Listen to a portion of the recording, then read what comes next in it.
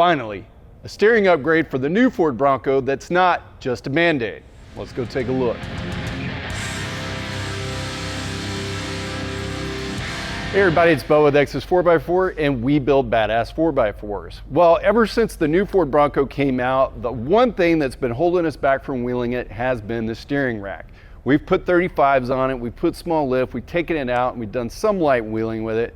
And then we put in our new suspension from Baja Kits. We put 37s on it, we re-geared it, and we've taken it out wheeling some more.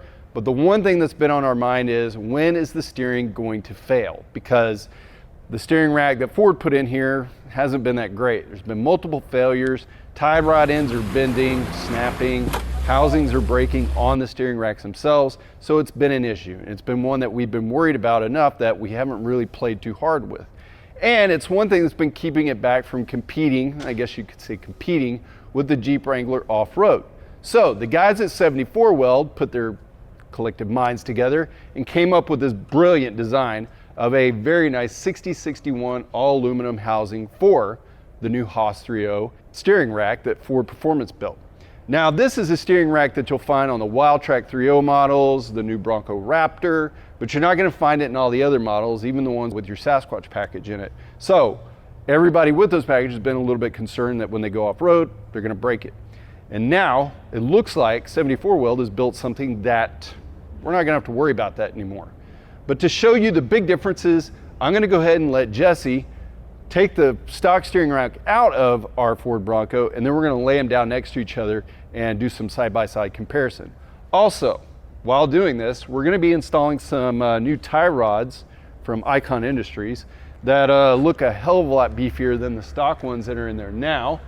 As you can see, much bigger, much bigger. In fact, if you were to buy a Haas 3.0, you'd get some Ford Performance tie rods that are much bigger than the stock ones that are on here now. So we're gonna go ahead and pull this stock rack out. We're gonna do some side-by-side comparison, and then Jesse's gonna install the new rack, and then I'll take over and start doing some programming, hopefully get this guy going this afternoon and really be able to take this thing off road. So let's get started.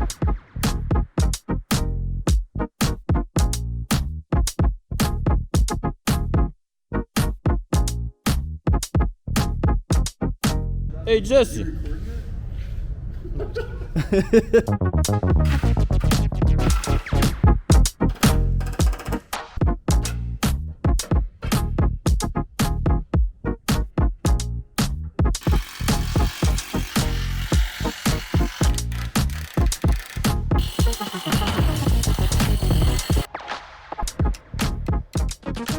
All right guys, now that Jesse's got the stock rack out of the Bronco and on the bench, we can compare it side by side with the 74 Weld housing.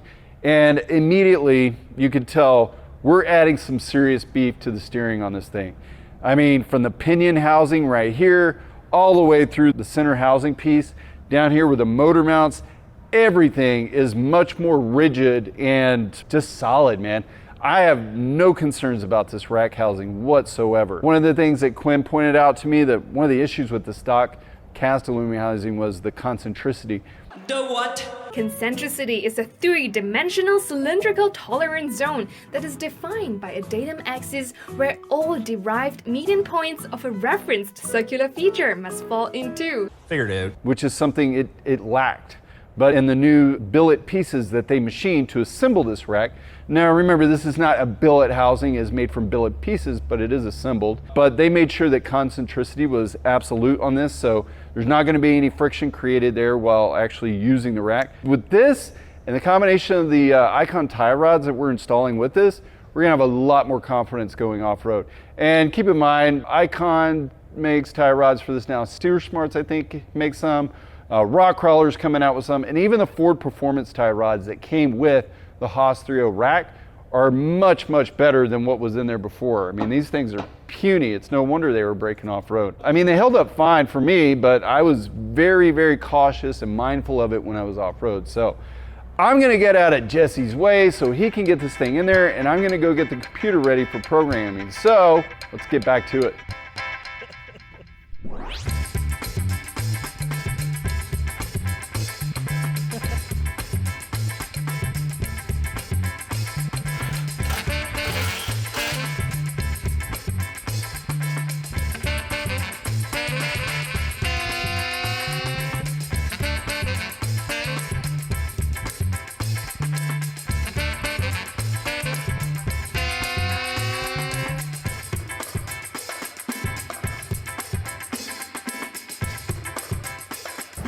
All right, we got the steering rack in, and then the hard part came, which I turned over to Tony because that was the programming of the new rack that came from 74 Well.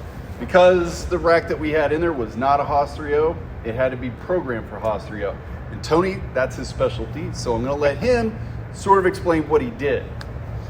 Okay, so what we did was we went and basically tricked the Bronco into thinking it was somebody else. We kind of gave it a split personality for a little bit, and that allowed us to download the programming for the Haas 3 rack that we got from 74 Well. It took a lot of tries to get it right. It was kind of frustrating. I think we were 2 or 3 MFers in by the time we got it, but we feel like we have a process down. It's repeatable at this point, but not ideal, but doable. Pretty excited about it. That being said, until Ford gives the ProCal the ability to flash that in your own hands, we're probably going to keep this in-house because it is pretty complicated and can get kind of soupy. So now that everything's done, we're going to drop this thing out and Go see if we can break it. Let's break it. Yep.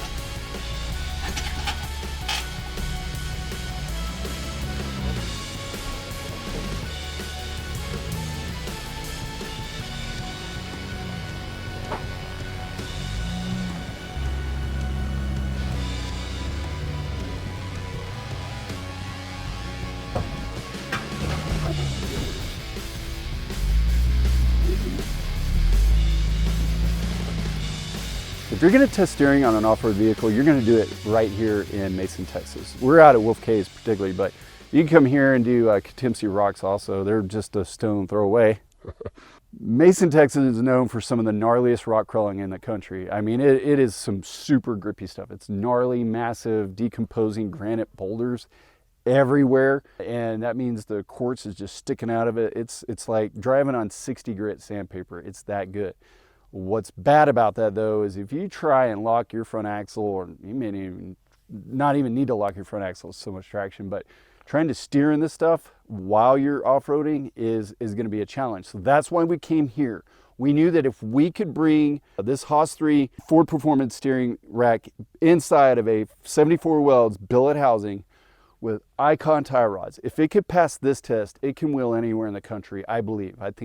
Honestly, I warn people, when you go to Wolf Caves or Coutimsky Rocks, you're going to leave broken. Today, we're not leaving broken. And that says a lot about what those guys have done, what we've done with them, just what the aftermarket is getting caught up with, but particularly steering, because that has been the liability on these vehicles, and this platform has been the steering. And you know, there's been some stuff out there that's maybe gotten people a little bit further ahead, but really we want to put something in here that we know is going to hold up to anything. And it did today. I mean, I was so nasty with this thing today. We actually bent one of the sliders up so much that you can't even open the door on the passenger side. So we're going to have to pull that off before we leave. But I am super impressed with this thing. I'm so confident in this platform.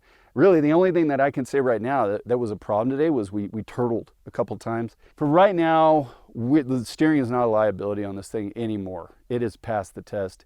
And as soon as I get the green light from the guys at 74 Weld, I'm ready to install this thing on your rig. So pay close attention, be ready, because when they give me the green light, I'm ready to go for the install and the programming on this thing for you guys. So in the meantime, for more videos on off-roading and other cool stuff, click here.